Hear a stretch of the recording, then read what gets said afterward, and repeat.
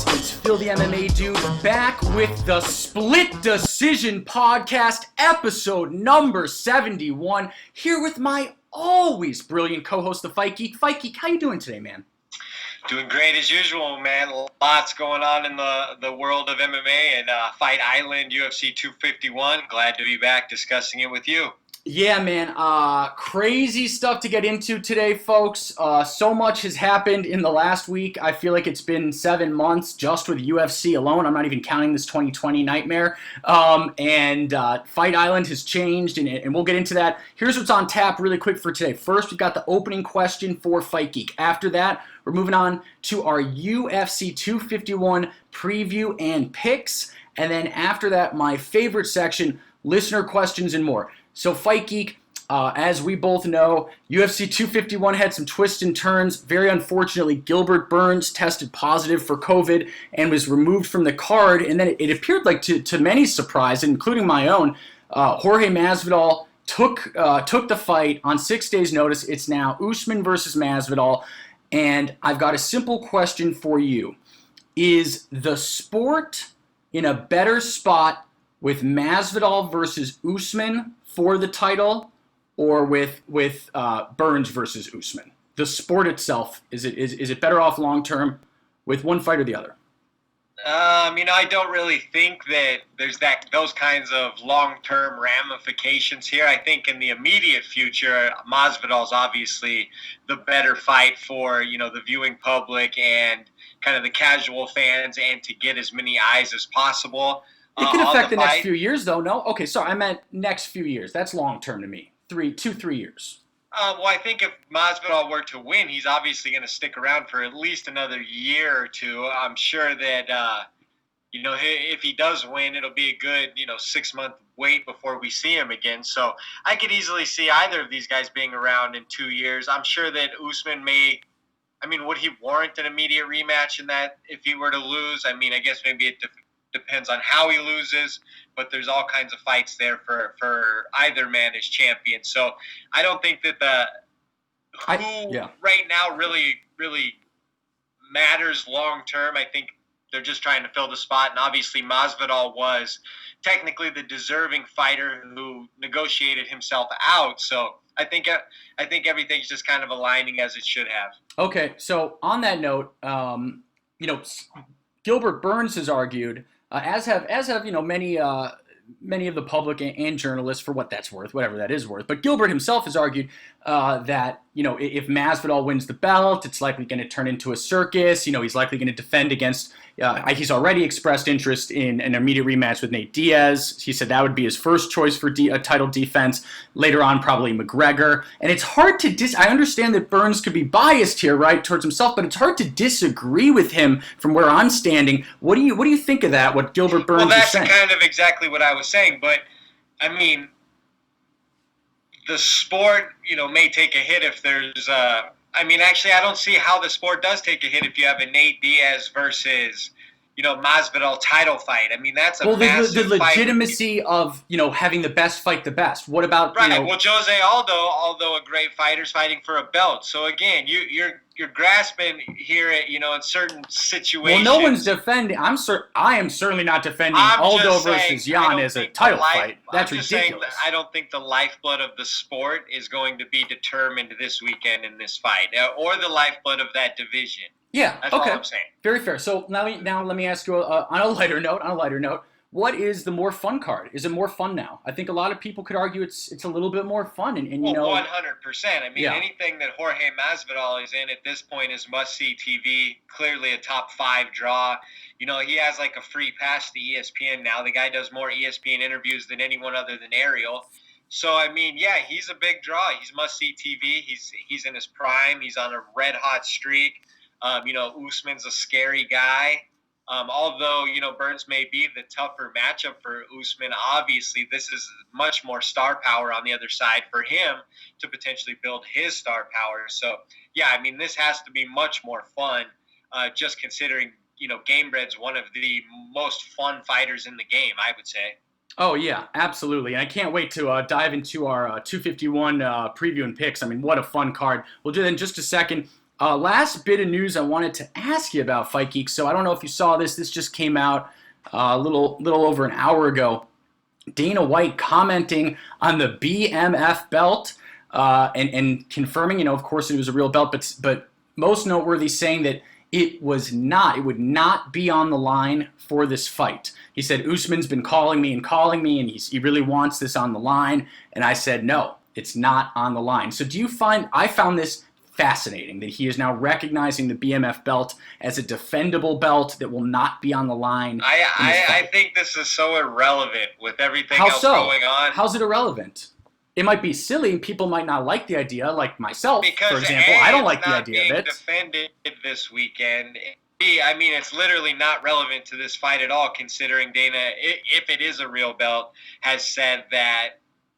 Look, I don't like the idea of a BMF belt floating around any more than you do, Basically, Fikey. what Dana's doing is saying that it's a marketing tool that when they want to use it, probably the Nate Diaz fight, or if Jorge is to lose, obviously set up another big fight with him with that BMF title. It's a marketing title. Well, of course, and that's what 100%. No, I was going to say that. Let's be honest. Let's call a spade a spade. This is making sure that Masvidal headlines another pay-per-view if he loses. 100%. So in that vein, why do you care? Well, I think that it's. I mean, if I'm being completely frank, Fikey, I think it really damages the legitimacy of the belts, that it's a real belt. I mean, it's kind of embarrassing. No, I don't think what is this, WWE wrestling? The bad motherfucker belt is a real thing? Really? I think it's pretty tacky, bro. It was a single fight. Until it gets defended, I think you're just kind of worrying about nothing. Fair enough. Okay, so are we ready to move on to our UFC 251 preview and picks? Yes, let's do it. Let's go! I'm like, do we know all the fights? I mean, they've been changing daily. They are changing daily, literally, actually hourly. If we, they're changing hourly too. But we'll do our best to hit the ones as they are on Tuesday evening. Yeah, exactly. Okay, so let's start from the bottom of the card. We've got Martin Day versus Davy Grant, bantamweight bout. Who you got? I'm taking Davy Grant here. I am like as well. A little better. Think he's a little more game. So I'm taking Davy Grant in the first fight of the night. Me as well. All right, really quick. Vanessa Mello versus Caudill Rosa. I'm taking underdog Vanessa Mello. I've been seeing her late action. I've been seeing a few of her fights, her recent fights in particular, and she is a scrappy opponent. She's got a 10-7 record. She doesn't really jump out. Again, I'm going with another underdog. She's a big underdog here, but I think she gets the job done in a unanimous decision. Yeah, I disagree. I'm taking Rosa here. Just kind of liked her resume a little bit better when I was breaking them down, so I'm going with Rosa. We'll say, like you said, Mello's scrappy, so via split decision. Cool. All right. Next we've got, oh man. Raulian Paiva. That's, geez, man. Nice try. Versus, it gets even worse. Zhalgas Zhumagulov. Honestly, don't know too much about either of these folks, but I do know that Zhumagulov has a lot of hype behind him in Russia, and frankly, that goes a very long way with me. I'm aware that Paiva is the number 14 flyweight in the world, so I'm expecting a very close contest, but I'm going to go with Paiva with a second round stoppage. Man. Okay, so there's a big bait and switch there. I'm taking Paiva as well. Been really impressed with him. Just expect to see more out of him. I could see a stoppage there too. Okay. I was trying to keep you on your toes with that one. I was like, took me all the way far back left. Okay, all right. Moving on. Marcin Tabora versus Maxim Griffin. Who you got? I'm taking Tabora here. He's the natural heavyweight. The other fighter's coming up from 205, more or less. So I think he's going to be a little undersized for a big, strong guy like Tabora. So I'm taking Tabora via second round TKO. Yeah, and I've got Marcin in the first round TKO. I'm just going to be completely honest on this fight, guys. I don't see it being competitive. This is going to set me up for very possible humiliation because actually Griffin is not a huge underdog, But I've seen tape of both, and I'm just not convinced that Griffin has anything in him that's going to deter Marcin. Give me that first-round TKO for Marcin for the win. Moving on, we've got Leonardo Santos versus Roman Bogatov, the undefeated 10-0 Roman Bogatov from Russia. This is a 155 lightweight bout. Pretty fun one, in my opinion, actually. Very underrated. Yeah, for sure. Should be a good. I'm actually taking Leonardo Santos here. I've been a fan of his. I like his chances here. Who are you taking? Okay, honestly, I've been going back and forth. My gut was telling me to go with Santos, and I'm going to. It's been working. It's been working out poorly for me going with the undefeated UFC debut fighters lately. But I'm going with Bogatov. I mean, again, these Russian guys are built. Yeah, that goes into my selection too, is because a lot of these guys are having a tough time debuting. So yeah, I know. Veterans a bit. I know. Trust me, it's a scary pick for me, but I'm going with my gut here. Definitely a close fight to watch. Okay, next, Makwan Amirkhani versus Danny Henry. I've got Amirkhani. This is another one of those fights that I think. Could be a firefight for sure. Yeah, I think it'll be a firefight, but I just think Amirkhani's too fast for Henry. Am I crazy? No, I'm taking Amirkhani here too by second round stoppage. I expect him to be much too much. I'm actually pretty high on Amirkhani. He's had some good performances. Oh, absolutely. And he's tough as nails too. I mean, yeah, he's very game. Yes, exactly. Okay. Next, Elizeu Zaleski dos Santos versus Muslim Salikov. That's an interesting this is going to be a really tough fight in my opinion too. I'm taking Salikov by, let's say, unanimous decision. I'm taking Zaleski dos Santos. It's a tough one. I could make cases by unanimous decision. Yeah. I think is it Salikov? I believe so. That every time. Yeah, that's a good. We're not doing the best with the pronunciation. Sorry guys, this episode the names are pretty tough. It's an upgrade because they're no longer just American fighters, right? Right. That brings us to the meat of the card, anyways. Exactly. Moving on to Volkan, No Time, Ozdemir versus Yuri Prochazka. I screwed that up. And he's a very good fighter. What is it? Prochazka? I'll take your word for it. Cool. Versus Volkan Ozdemir. Are you sure the Volkan's on fighting this weekend, 251? Yeah, I mean, unless Tapology isn't to be trusted. All right. That's the best I've got because Lord knows we can't trust the UFC website.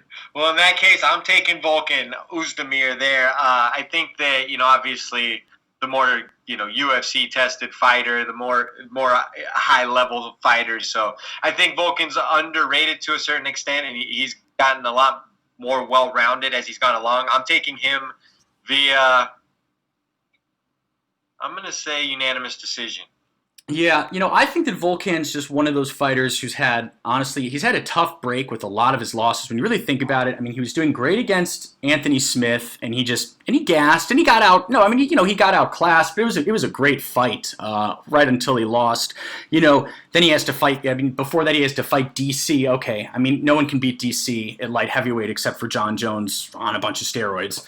And he's just got. Then he had that Dominic Reyes loss, which I thought was a total robbery that Volkan completely won. That's 3 out of his 4 losses right there. So I think he is insanely underrated. I think Volkan's going to be a big factor at light heavyweight for many years to come, and I think he's going to get that knockout against Yuri Prochazka in the second round.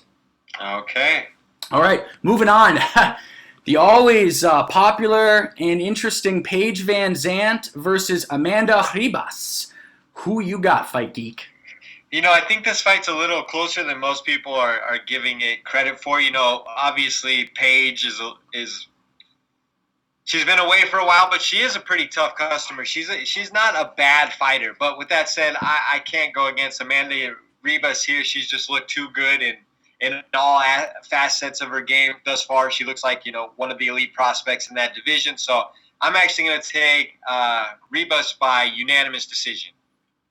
Yep. I also have Rebus by unanimous decision. Again, I hate to agree with you, but Right. Well, I mean, Paige is so tough. She she's fought not the going to whole fight go with a away broken unless she arm. get. Yeah, So. I mean, she doesn't go away unless she goes to sleep, and she doesn't tap Exactly. out, which I respect. But I just think Rebus is going to, just be a little bit too much for her. But moving on, this is where it gets crazy. Now, the rest of this card is insane, frankly. Jessica Andrade versus Rose Namajunas 2. Yeah, I mean, this is the second time this fight's been scheduled. I feel like we've talked about it and broke it down a handful of times already, but definitely going with Rose here. I mean, if you watch the first fight, she was in such control on the feet. Technically, much better on the feet than Andrade. Andrade has brute strength, and she always has that one shot power. But I think if Rose is hyper focused based on the last result, she's going to win this pretty easily on the feet. I see a dominant unanimous decision by Rose. Yeah, Rose is, Rose Namajunas. I mean, I can't say enough great things about her. She's one of my favorite fighters. I mean, I'm one of those people where if you don't like Rose, it's like, I don't know. I can't, I mean, I'm very biased with her. I don't understand how no one can like her. I think she's great. I'm just very scared, Fight Geek. I'm very scared because, yeah, I get it. Rose was looking great on the feet. She was lighting up Jessica. But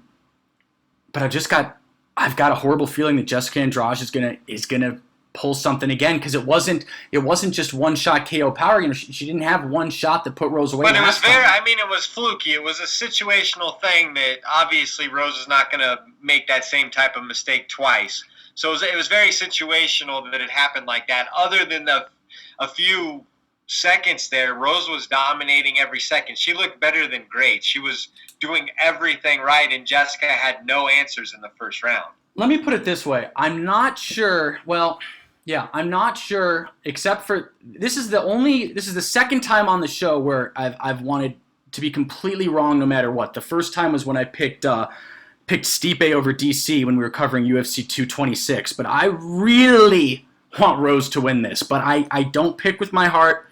As everyone knows, and I just think that Andrade, boy, I think she's gonna get a unanimous decision. Unanimous decision? You think she's gonna beat her over 3 rounds, 15 minutes, clearly?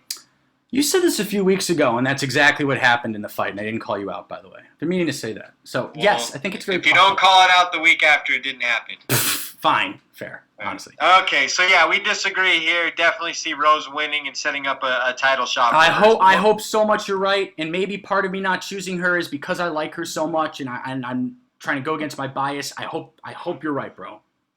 All right, well, moving on to Jose Aldo versus Peter Yan. For the vacant UFC bantamweight belt. Man, this is a fun one, and this is a hard one to call. And guys, if anyone is saying they've confidently got this one figured out, I'm kind of raising my eyebrow here because I think it's a really tough one. Yan obviously has the advantage of being younger, likely a little hungrier, better cardio, 14-1 record. The downsides are I haven't seen him do anything impressive yet. That's not to say he can't do something impressive. I just haven't seen it yet. Right. Jimmy Rivera, that fight was very underwhelming. He was losing most of the fight. He just got knockdowns at the end of the rounds. And then, he knocked out Uriah Faber, the dinosaur Uriah Faber. I mean, congrats. But, look, I'm happy for him being here. It's not his fault that he's in the fight. And then against Jose Aldo, it's a very awkward fight. I love Jose Aldo. I don't know why he's here, with an 0-1 record. But enough of me being a downer because I think it's a great fight. And I do have Jose Aldo winning to become another 2-time double champ. And I've got him winning by 4th round TKO. I think that Yan is going to, ready? I think Yan is going to walk into, ready? A kick to the head. That's right. Really? Aldo hasn't been kicking much. I know he hasn't, but I think he will here. Yeah, I don't think you're too crazy. I was hoping this would be my shocking pick. I'm going to go with Aldo also. I just think obviously he's had much more high-level competition. He's used to fighting bigger guys. I think that he will find his comfort zone. I mean, really dealing with an explosive striker like Marlon Moraes the way he did is very impressive, even at this stage of his career. Marlon Moraes is an incredibly frightening striker, and Aldo was very comfortable, arguably won the last 2 rounds of that fight. So I think he will have, enough veteran savvy in there to win some rounds. I'm actually taking Jose Aldo via split decision. Ooh. I'm going decisions on these fights, but they're so close. Yeah, I think Jose will pace himself. And then I think he'll play the game similar to what he did with Moraes, but I think he'll do enough. All right. I love it. Okay, moving on. Oh, boy. Is this a fun one? Alexander Volkanovski versus Max Holloway 2. Fight Geek, start us off here. Who you got? Yeah, man, this is a tough one. I mean, it's a quick turnaround for Max, considering, he's claiming he didn't have a proper camp. He was training over Zoom. So this is like a legacy fight for him to take on, anything less than a perfect camp is a little scary, but I think he's playing possum a bit there. I'm actually taking Max Holloway here. I know the first fight was clearly a win for Volkanovski, but a few adjustments and a little more output by Max, and I think that he can turn that decision in his favor, and I see Max Holloway winning a split decision here. Another split decision for me. You're predicting back-to-back split decisions in title fights. Whoa. I see both of these fights as being really close. I mean, if you watch. Oh, yeah. No, I don't disagree. I mean, if you look stylistically, Aldo just had a razor-thin fight versus a younger, more explosive striker, which is similar profile to this fight. And then you look at, Volkanovski Max, that fight was close, and I expect this one to be even closer. So, yeah, it's rare, but I am. Yeah, absolutely. So, Volk versus Holloway 2. What a great fight. And I'm expecting a great war. I just, I love Max so much, but I haven't seen the fire that I've wanted to see. I haven't seen him get really loud and fired up about this. But No, I know. It might be his personality. Before the Ortega fight, people were saying the same exact thing.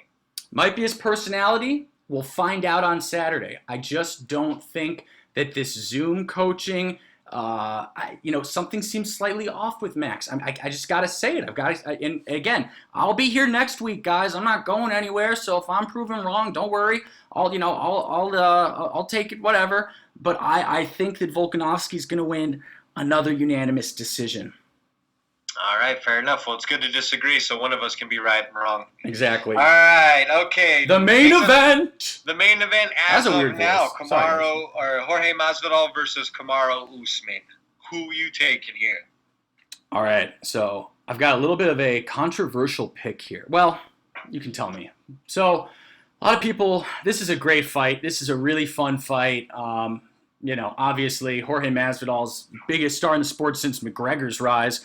Kamaru Usman has been proving himself over and over, and people are so stoked for this fight, and it's going to be really exciting, and Jorge Masvidal is going to get absolutely ragdolled the entire time, guys. I'm not saying that there's a chance for Masvidal to win. He won't win. Usman is going to 50-40 for this guy, or possibly get a stoppage, but my guess is a 50-44 unanimous decision and a beating of a lifetime for Jorge Masvidal, Usman. Yeah, this has got to be one of our most boring episodes ever. Because I kind of agree here. I think Usman's going to close the distance, get it in the clinch, get it to the ground, and really use his advantage over Jorge. Okay, don't admit that it's the boring picks. We can't admit that right now. It's going to get very interesting very soon. Questions won't be boring, but I think our picks we got great ones. Okay. Too similar, but yeah, I see Usman doing the same thing. I don't know if 50-44, but But if he gets on top of Jorge, especially after a 20-pound weight cut in 6 days, it could be a long night. Now hold on.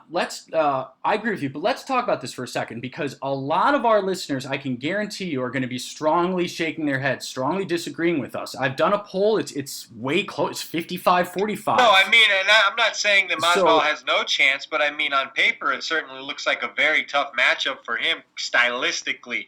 Now, the last time we had these questions about Masvidal, he had a 5-second knockout of Ben Askren. We never got to see what kind of defensive wrestling he had against those kinds of pesky, relentless wrestlers. So I doubt he's going to come out and knock out Kamaru Usman in 5 seconds. So there's going to be some need for defensive wrestling, and I think that's still a big question mark, especially versus someone the level of Usman. So that is the question. If he could stay on the feet and drag him into a striking match like Colby Covington did, I think potentially if that happens, Masvidal Usman's would going to box sleep. him up on the feet. But I'm not sure that Masvidal is going to be able to extend Kamaru Usman late into the fight on the feet to stop him that way. So absolutely. One thing that I still don't have a full answer for, Fight Geek, and I'd love to hear your thoughts, was I loved Usman versus Covington at UFC 245. It's one of my favorite welterweight title fights to date, but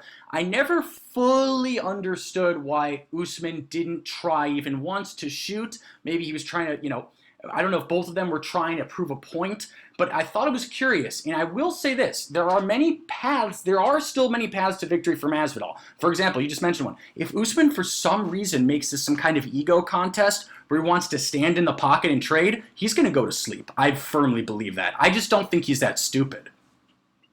Yeah, I mean, I agreed. That's why I say I see him closing the distance fairly early after a few exchanges, maybe midway through the first, and then really either pinning Jorge up against the fence, trying to wear him out, or getting him to the ground and just, ground and pounding and wearing him out. Because if he stays on the feet for 15 to 20 minutes, Jorge's going to accumulate enough strikes to really put a hurting on him. So I don't see that happening.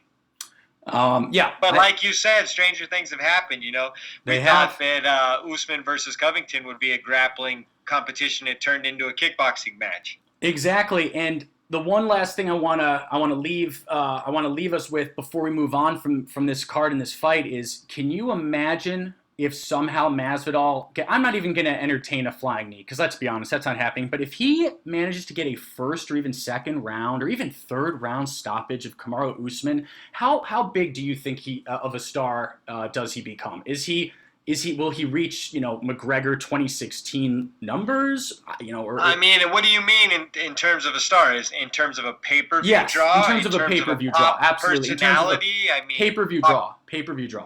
I mean, as a pay-per-view draw, yeah, I think that he's probably the number 2 guy behind Conor McGregor, right trending up, so. Over Khabib?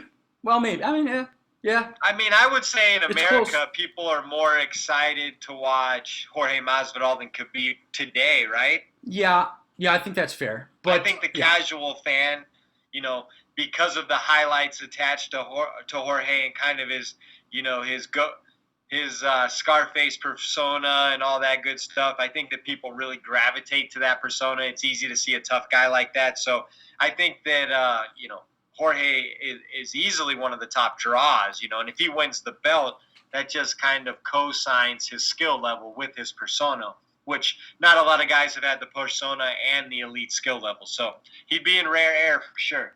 And how much does his stock go down, or his popularity, his pay-per-view draw stock go down with a loss? Let's assume it's a 5-round beating, but he's not finished. See, I mean, considering he's taking the fight on 6 days' notice, and he has a couple built-in excuses there in case he does look bad. But I think it would take a small hit. But I think there's always going to be, that the yearning for, Masvidal versus Conor, Masvidal versus Nate 2, Masvidal versus Colby Covington. There's going to be fights that people want to see Masvidal in for that grudge match aspect of his career, whether he, wins or loses. Yeah, absolutely. Okay, so we will be right back with listener questions and more.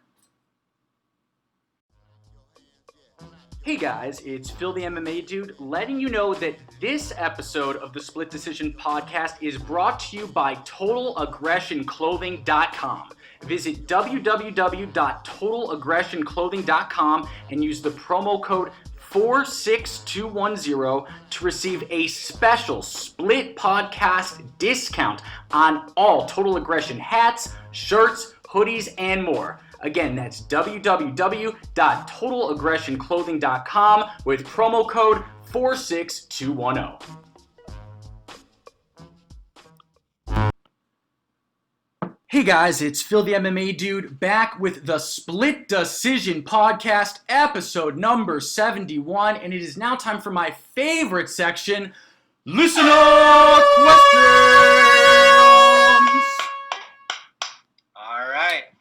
All right, Fight Geek, here we go. Oh, do you have one? Yeah, I actually got one queued up on Instagram. We'll get this one out of the way. It's from Jim Asoon, show regular Jim. Asoon.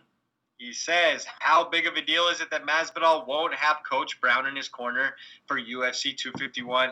Hashtag AskSplitPod, hashtag always420.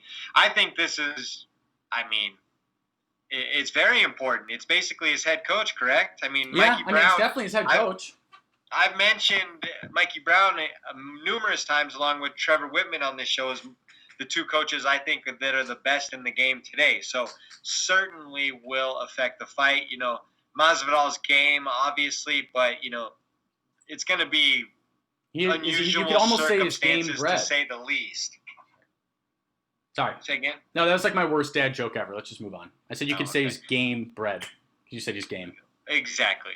So, this is going to be unusual. There's not going to be anything normal about this. So I think that all of the variables that go into this experience will make things,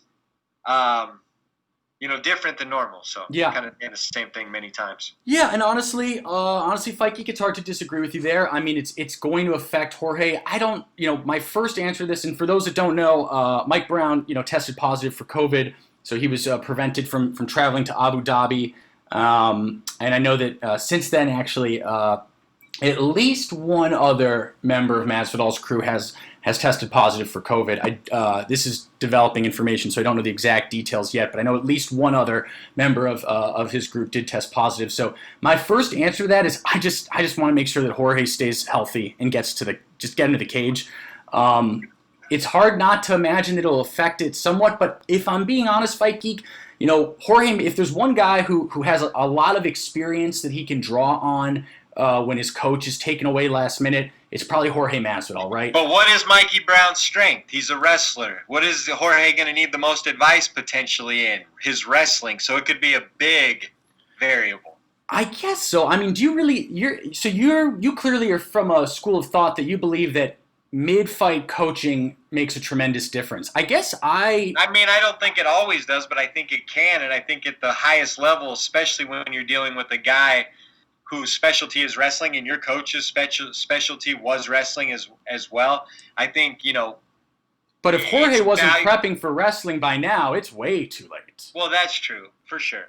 But yeah, I hear what you're saying. I guess coaching is also seeing the action as it's unfolding and being able to identify what's going on and make adjustments on the fly. I'd say Mikey Brown has proven to be pretty good at that considering his stable of fighters. Very fair. Very fair. I like that. Okay, so moving on, we've got a question from Zan Bando. That's at ZanBando99. Good friend of mine, a friend of the program, great MMA writer. And he says, what's next for Dustin Poirier? I feel that Conor McGregor makes the most sense. Both are coming off of wins, etc. Hashtag AskSplitPod. My first thoughts are, Zan, I agree with you, but, according to Conor, he's retired. Exactly. I think we touched on it last week. I think it has to be Tony Ferguson. That's what makes the most sense to me. Totally agree. I really don't see a lot of fights that make sense for Dustin at this point as far as still going towards a title shot, which he clearly expressed is still the goal. So, and by the way, I don't think he should be too far away from a title shot. Well, no, if he were to beat, Dan Hooker and then Tony Ferguson, I think he's, in that vicinity of fighting, especially, let's say, for some reason, Justin Gaethje wins the belt. Justin Gaethje has a vested interest to give Poirier a shot at his belt to get back that fight he lost to him. So there's many paths for Poirier still. Oh, definitely. Absolutely. Yeah, I agree. I think the fight is, respectfully, Zan, I'm going to have to disagree with you. I think it's Ferguson. I think that's sort of the no-brainer. But look, if Conor comes back and wants to run back the Poirier, yeah, I mean, run back the Poirier fight. I'd love to see McGregor Poirier too, especially right now. Sign me up. So, I'm not convinced that Conor's going to come back. Particularly not convinced he's going to come back for that fight. So it's hard for me to imagine right now. But okay, moving on. We got some awesome questioners today. I mean, thank you guys so much. This is from Fighting With Myself podcast. Juice, what up?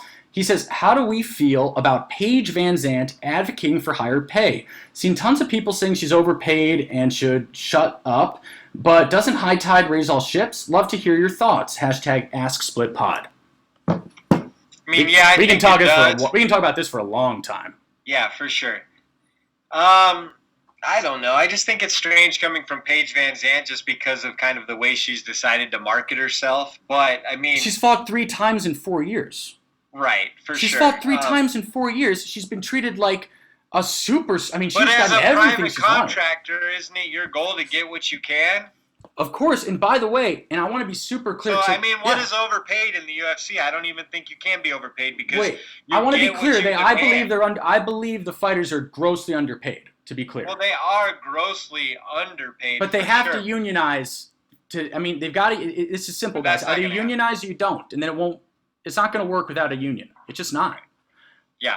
I don't think that she's overpaid personally. I think she brings a certain value, and whether her manager negotiated that contract or whatever. You get what you can in business, so especially as a private contractor. So, I don't feel like she's overpaid or underpaid. She was paid what her market value was at the time of the negotiations. Yeah. But does high tide raise all ships? I think over time, sure. Right, but she's not. My kind of parlay to that, Juice, from your question is Paige isn't. I mean, too many people are thinking. She's not making $300,000 this weekend to fight. She's not making $300,000. She's also not trying to help anyone else. She might be doing it under the guise of trying to help other people, but she's really just complaining for herself. If she wanted to really do something, she'd say, I'm not fighting until I get higher pay and I'm forming a union. And then she'd face the consequences. That was if she was being real, just purely wanting to help everyone. I'm saying I understand that's career suicide. I get all of that stuff. But in terms of why does everyone dislike Paige Vanzant, as someone who is a Paige Vanzant fan, I can tell you because she acts very entitled. She's fought 3 times in 4 years. That's not active. That's not impressive to me. She hasn't really lived up. Her biggest wins are versus girls that aren't even on the roster. She hasn't lived up to expectations in terms of her fighting skills whatsoever. She's very tough. I'll give you that. But toughness alone, to me, her toughness is pretty much that's it. She's tough. That's it. I mean, maybe that's a little harsh, but in the UFC, she's just tough, and that's just not good enough. Fair enough. Okay, you got another one? All right, moving on. So this is a question from Eduardo. That's at Landa Crew, an OG of the show, always brings the fire. He says, which UFC fight were you the most nervous to watch? Mine was DC versus Jones 2, hashtag AskSplitPod.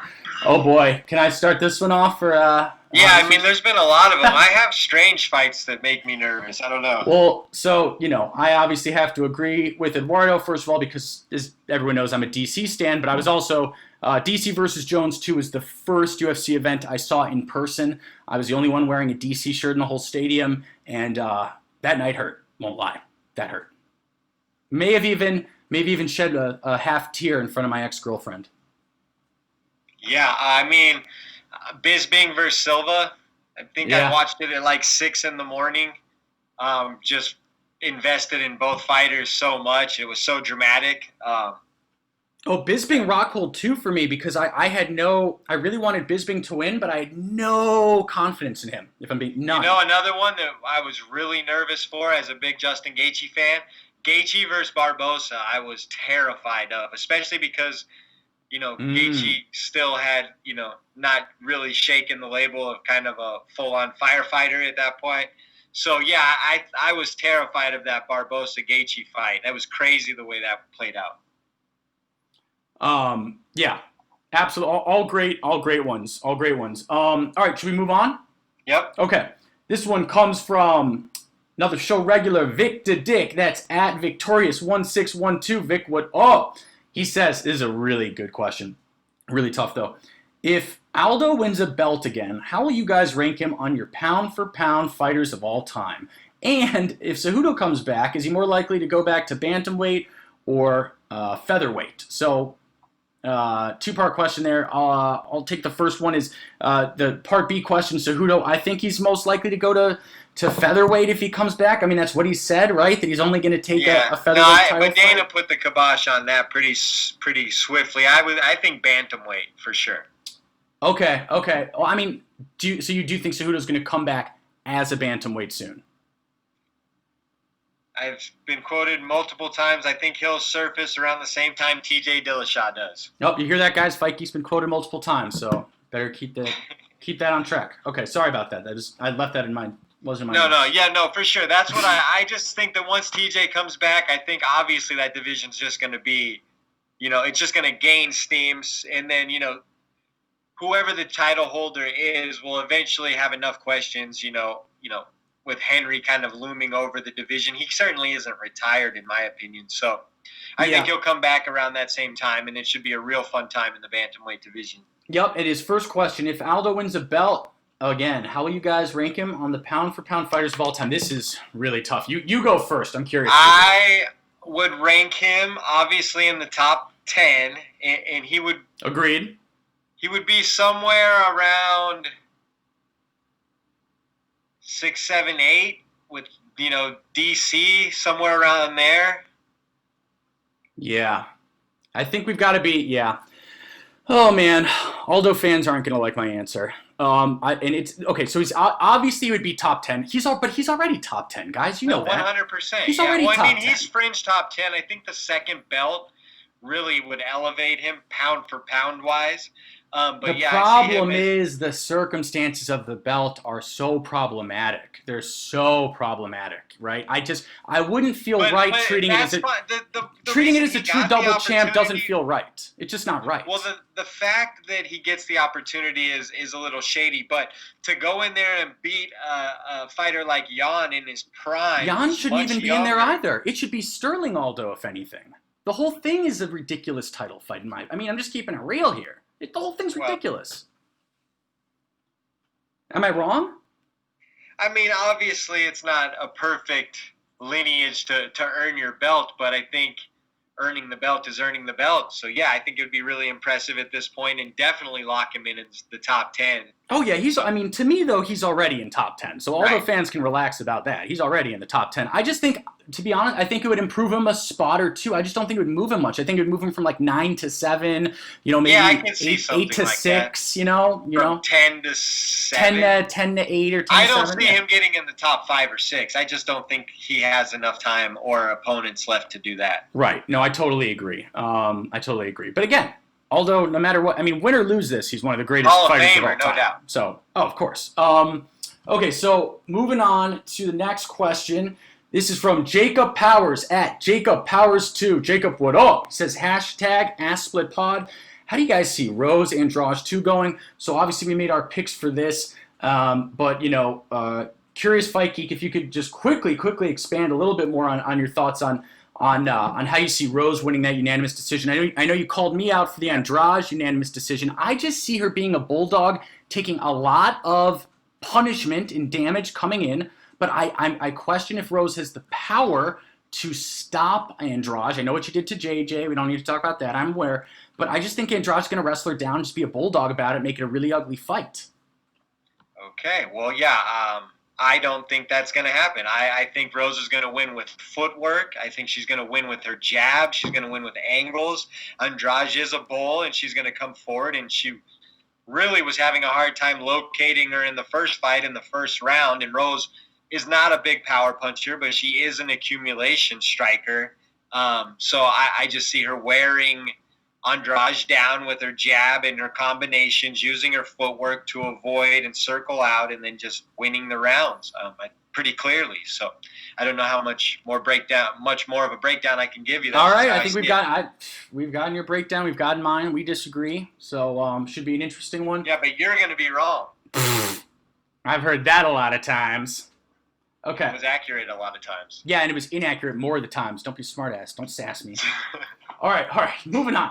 This is from Cyrus King, at Cyrus King. Love this guy. His podcast, Combat Corner. He's also a great source of news. Great dude. Definitely give him a follow. He says, if Jorge defeats Kamaru, what is the next fight you'd like to see for Jorge? Nate Diaz or Colby? And my immediate answer is, if we're just talking about what I would prefer to see between those two, it would definitely be Jorge versus Colby. There's so much bad blood there, and it'd be a really fascinating fight in terms of stylistic matchup. Right, but if we see Jorge get ragdolled in a wrestling match, I don't want to put him in there with another high-paced wrestler right away. So I still think that Leon Edwards fight has a lot of appeal. though. Hello? Yo, can you hear me? Yeah. He said if Jorge defeats Kamaru. Oh, if he wins. Oh, yeah, well then, I mean, at this point, I almost feel like it has to be Burns. Burns is next in line no matter what, is he not? He just waxed, Of course Burns is next in a good world, in a decent world. I'm just trying to live in reality, which is definitely not that. Of course Burns should be next. Definitely. Right. I mean, Masvidal versus Burns, I think, is a fight that Masvidal would be, he may not be, the favorite, but I think he'd be comfortable in it, right? I mean, I think so, but it's to be honest with you, Fight Geek, it's very hard to imagine that they would make Burns Masvidal. If Masvidal stops Usman, I think they're putting McGregor in there. I mean, I really hate to say it, guys. I hate to say it. I know it's annoying, 100%. But it's going to happen. I know it's annoying to hear. It's annoying for me too, but it's going to be McGregor Masvidal. That's probably correct. Yeah, so I don't know. And I could be totally wrong, like I often am, but that's my take. Okay, so moving on to question from Dean R. That's at DeanDog3. OG of the show. Dean, what up? He says, if Masvidal really has 6 days to lose 20 pounds, do you see this affecting his performance, or is this normal for him before a fight? Hashtag AskSplitPod. I mean, he used to cut to 155, so I'm sure that it's not normal for him to do, but I'm sure that this is not the most, dramatic 6-day cut of his life. I mean, the guy's got, I think, 49 professional fights under his belt.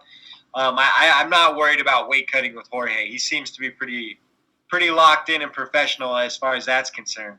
Oh, yeah, especially with the belt on the line. Are you kidding me? Right. He's not missing weight. And people who were, so many people were, oh my gosh, he ate that whole pizza. There was a Twitter picture of him, taking a pretend bite of a pizza. I will put $100,000 down that he did not have more than one piece, and I'd be surprised if he had a whole piece.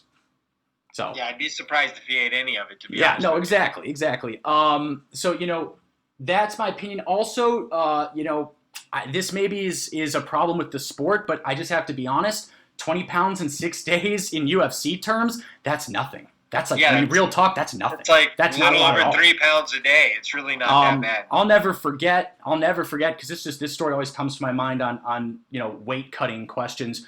UFC 217, Kevin Lee versus Tony Ferguson. I remember Kevin Lee was having a particular nightmare cutting weight because he had a staph infection, so he couldn't really exercise properly. And I remember he lost, it was something like 21, maybe even 22. It was definitely above 20 pounds in just under 24 hours, which is not healthy at all, but I remember he did it. So if Kevin Lee can get it done in less than 24 hours, Jorge can get it done in 6 days. Okay, fair enough. Yeah. Okay, moving on. Oh, love this guy too. Question from Octopus Toes. Octopus Toes, what up? Guys, give Octopus Toes a follow. He's the man. He says, UFC's welterweight division is a bit of a mess right now, and who knows what will happen after 251. But where does Wonder Boy fit in? He said himself that he's willing to fight anyone in the top 5, but he would really like Colby. Your thoughts about his future? Hashtag AskSplitPod. Yeah, I mean, there's a logjam at the top. I'm sure Colby feels like he should get a rematch at the belt, so I'm sure he's not wanting that fight. But any of those fights make sense for Wonder Boy. I don't particularly think he deserves a top 5 opponent right now. I think he's more of, fight somebody in that 8 to 15 range. makes more sense, and I still think, the Jeff Neal fight makes a ton of sense. Oh, don't do that to Wonder Boy. Oh, no, come on. Let's be nice here. I don't know. Don't make him fight but Wonder Jeff Boy's Neal. tricky, though. He could stifle Neal on the feet. We've seen him do it before. Absolutely. The truth is, and this is coming from, as you know, Fight Geek, I'm like one of the only Woodley fans left in the entire universe. And even I like Wonder Boy. It's impossible. I tried to dislike him for, 2 fights. It's impossible. It's impossible. I'll never forget the interview with Woodley where Woodley was talking all this crap. He's like, why do you gotta be so mean? And it was just like, oh man, he's such a nice dude. So I love Wonder Boy. I would like to see him. I don't know why he wants to fight Colby. I think he'd get absolutely killed. Jeff Neal sounds harsh. It sounds mean, but it also sounds like it makes sense. Exactly. Yeah, so, okay, let's do it. I'm sorry, Wonder Boy. Feed you to Jeff Neal. Sorry. And hopefully, I would be rooting for Wonder Boy, though. So, hopefully he would get that. Okay, moving on. Combat Sports with Rhino. Rhino, what up? Great podcast. He says, hey, gentlemen, what are some moments in MMA history that made you genuinely smile with joy when they happened? A few of mine are Bisping winning the belt, Nate subbing Connor, Frankie beating BJ, and the dual contract handout after the Tough One finale. Made you genuinely smile with joy. Fight Geek doesn't know what this means. He doesn't know what smiling with joy is. He's a grown. I don't know. You go ahead. Okay. I'm going to probably take heat for this, even though I know a ton of you felt the same way at the time, and you're just playing it cool right now and trying to be the hipster kids. But when McGregor beat Diaz the second time, I really All right, mine came to my head. TJ knocking out Cody the first time and them going face to face. Oh, you evil bastard. He was on EPO. Either way, it was so badass in the moment. I was grinning ear to ear as a big TJ Okay, fan. well, yours was just as cringeworthy as mine, I hope. So, okay, so I feel better now.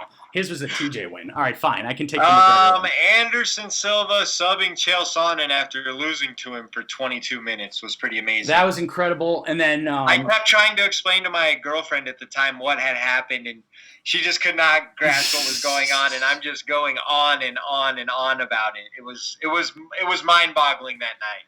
Yeah, and very, very big, easy one for me. Probably the biggest actually came, relatively recently when you really consider, how long I've been following the sport since, Faber's rise in WEC, but fairly recently, UFC 226, right? DC knocking out Stipe in that first round. I think I was screaming around my living room for 20 minutes. I know I got a complaint from the security guard people, so I was definitely out of control there. And so that was big. For sure. Yeah. I'd say DC winning that second belt was huge for me. Obviously, Bisping beating Rockhold. I know that is mentioned here, but that really was a great moment. That was one for me because, like I mentioned before when I said that was one of the most stressed I've been for fights, I had no confidence in Bisping, but I really didn't want him to lose again to Luke because I hate Luke so much. And I was like, oh no, he's going to lose to Luke again. And then he didn't, and I was like, fuck you, Luke. So yeah. Thanks for the reenactment. Thanks. Yeah, I know that's why everyone listens, for my mediocre weird reenactments. All right, good question. Got another one? Yeah. Okay. So this question comes from Unbroken MMA. He says, when Masvidal fights Usman, will the BMF title be on the line? So we did answer that. That Dana had clarified earlier today. No, but wanted to give you a shout out. Unbroken MMA. That's Richie MGR. Give him a follow. Moving on to Dan the Man. Oh, I think this might be a new guy. What's up, Dan? This is at the original DM1. He says, since Masvidal's corner guy tested positive, does he get to replace him with someone else, or does he have to fight with one less cornerman? So, Dan, it's definitely my understanding that he can definitely get an extra cornerman, but I believe that that extra one has not been identified yet. Yeah, he shouldn't lose the opportunity to have 3 cornermen just because one is out. I think he can just swap them out. And I could be wrong. But the thing is only a limited amount of people were able to fly in, but I'm sure Jorge has more than 4 people on his team. Right. No, exactly. And I almost want to say, why am I thinking it's 4 people that are allowed? No, maybe it's 3. I don't know why I'm thing 4. It's 3 or 4. But yeah, he can. I know for a fact that he can replace Mike Brown for sure. And then this question comes from Mean Gene. That's at MEANGENE0022. Does Holloway move up to lightweight with the loss to Volkanovski? Hashtag AskSplitPod. Fight Geek, start us off. It's a great question. It is a great question. It's one I think about often, but I'm going to say no. I'm going to say that the featherweight division has so many great fights that there would be plenty to keep Max entertained and plenty of opportunities to get back to a title fight, even if he potentially is 0-2. I think he'd hang around and see how Volkanovski did, whether or not he lost his belt in the next defense or two after him, and see if he could put together a run. I mean, featherweight has names left and right. I mean, who wouldn't want to see Max Holloway versus a lot of those guys, you know? Yeah, no, absolutely. And just to be clear, I completely agree with you in the sense that I really hope that Max stays at featherweight, win or lose. Even if he loses, I think that there's a lot more success waiting for him there. But unfortunately, I fear that with the loss, he will move up, which I think would be a mistake. So I certainly hope. All I'm going to say is that if he does move up, he should take an extended break and really put on new mass and get bigger and stronger, not just transition and cut less weight. Because I don't think he has the firepower for 155. Oh, I couldn't agree more. If he's going to move up, he's got to do it properly. He obviously didn't have the time before his Dustin Poirier rematch at 236, so I think he would definitely need to take an extended amount of time off. But again, I hope that win or lose, Max does not move up. I firmly believe he's still a contender at featherweight, even if he goes down 0-2 to Volk, because I don't think that Volk is going to all respect to Volk, of course, but I don't think he's going to defend 8 or 9 times or something crazy like that. I think that featherweight's too stacked. Agreed. Yeah. Okay. Let's move on to our 2 audio questions. They're both great. This one comes from Kairos MMA, the man. Guys, give him a follow. That's at Kairos MMA. He's also got an awesome YouTube channel, and here is his question.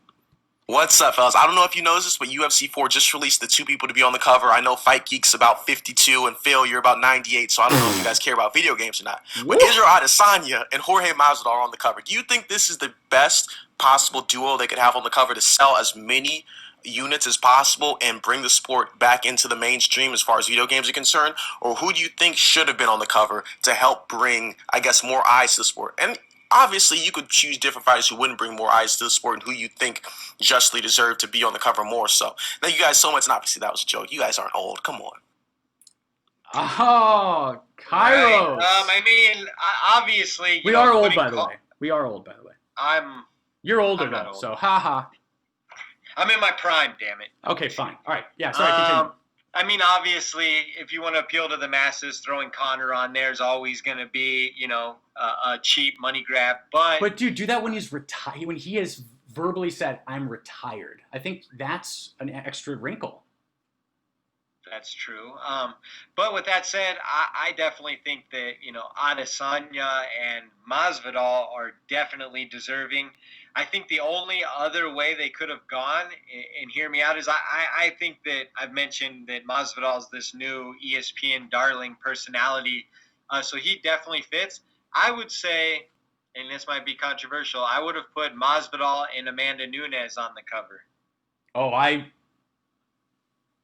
that's an interesting one, because now you've put me in a position where I have to go after Nunes, which I have zero interest in doing. Well, she represents a female demographic. I know. No, I completely understand. And she's a champ, and she's as elite as they come. Okay. You're gaslighting me. Let me get in front of this before you try to put words in my mouth now. I think that I thought that it should have been, maybe this is cheap of me to answer this way, but I wanted those 3. I wanted Masvidal, I wanted Nunes, and I wanted Israel. Maybe, I don't know why it had to be 2. That honestly seems like a very, very small amount of people. Throw 3 people on there. Or even throw 4. Yeah, I don't know why it had, why does it even have to be, 1 or 2 or 3 people? Why can't it be a line of 9? I don't know. Is that lame looking? You know what I mean? The 1 in the center, and then there's 2 to his side, and 2 to the, and it's going back. Why don't they get one of these, these dope artists who do these caricatures and have them all together, like a collage or something? Right. I don't know why they're so weird about the amount. It's always just 2 people for some reason, and it's always felt a little weird. I mean, UFC 3 was actually just Conor, right? I believe so. And then 2 was Rousey and Conor. You can make a small case for Henry, but he's obviously... He's retired too, right. So it's weird. So, but I'm going to stand pat. I think they should have went with Amanda Nunes and Jorge Masvidal to answer Kairos' question. Okay, yeah. So and then so my first choice would be, and I think this is cheating, it would be to put all 3 on. I would say Nunes, Israel, and Jorge, but I know that that's perhaps not realistic. So then what I would do is, truthfully, it's taken me a while to come around to it, Fight Geek, and I was making fun of it earlier today on Twitter. But the truth is, I kind of, the cover's growing on me the more and more I look at it. It's very unique. It's very different. It's very creative. It's got that kind of like cool 80s retro vibe with the color. The colors are very 80s. I think it's kind of cool looking, honestly. And I think that from a pure sales standpoint, Masvidal and Israel sounds about right to me. What I would just like to do then is then release a Legends edition and just put Nunes with both belts on the front. Come on, and Nunes deserves it. All right, yeah, Nunes and John Jones if it's the Legend edition. Legend drug cheats or special drug cheats? All right, you said we got one more question. Yes, we do. Oh, and it's such a great one. I got spaghetti waiting. Oh, he's got spaghetti waiting, guys. It looks like we the perks of married life. Yeah. Okay, so we've got an amazing question from the one and only Jalen Ware. That's at Strive to be great. Guys, this is a really underrated account. I say it every week. Follow him. He knows his stuff. This is an amazing question from the one and only Jalen Ware. C250. Oh, no, it's not. This is it. Hey, what's going on, Split Decision Podcast? This is Jalen. My question is this. If Jose beats Peter Yan and becomes a multiple division champion, which I do believe he will, where does he rank amongst all of the UFC's multiple division champions? Would he be at the top of the list because of how long he was a 145 reigning champion? Or would he be at the bottom of the list because he did not win it from Cejudo? And if he does win it, will he need to call out Cejudo just to validate it? What do you guys think? Thanks, fellas. C250. Ooh, okay. Great question. Yeah, I mean, calling out Cejudo would certainly validate it. But where would I rank his belt? I don't think he would surpass Henry or Amanda. Or DC. Probably, he'd be... I mean, you definitely... I know you're not trying to tell me that his would be more impressive than DC. DC was the 2-time champ who defended both belts in one single year. Yeah, no, he wouldn't. It would probably be... I think you've got to put him at the bottom of the double champs. I think it's, to be honest, I think it's a no-brainer. At this point, he may be creeping above, BJ Penn. It's like sacrilege to say that, but BJ Penn won his 170-pound belt in a one-night fight versus Matt Hughes, never defended it, etc., etc. So it's a similar situation as that, I would say. Yeah, you know what?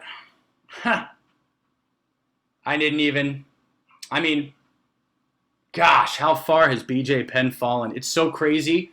I'm so conditioned into thinking that he's just, he's top 5 all time. He's top 5 all time, and my brain doesn't even think about it. But you are absolutely right. He's done so much damage to his legacy, and I hate to bring it up. I sound like such a downer, but I think actually, I would put Aldo above BJ. Okay, and here's the other one, Randy Couture. When you consider, no, I wouldn't put him above Randy. No, I wouldn't do that.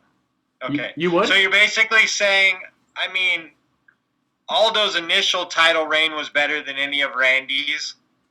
So what? Randy was. Randy won the heavyweight title from Tim Sylvia. Come on, man.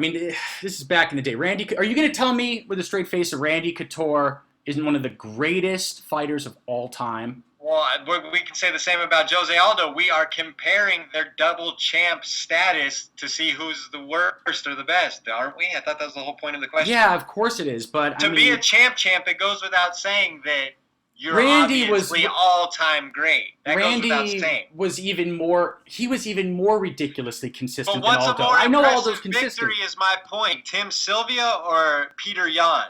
Okay, to be honest here, we're getting into some friggin' semantics with Couture and Aldo. I'd put them pretty damn close to even there. Okay, well, I'm just giving some historical, relevance. Oh, thank you for that condescending I'm the comment. geek. Thank you for that condescending comment, old man. Thank you. I was watching Randy Couture live, unlike you. Sorry, but I'm not a million years there. old. Oh, I'm so old. I started with Uriah Faber. All right, whatever.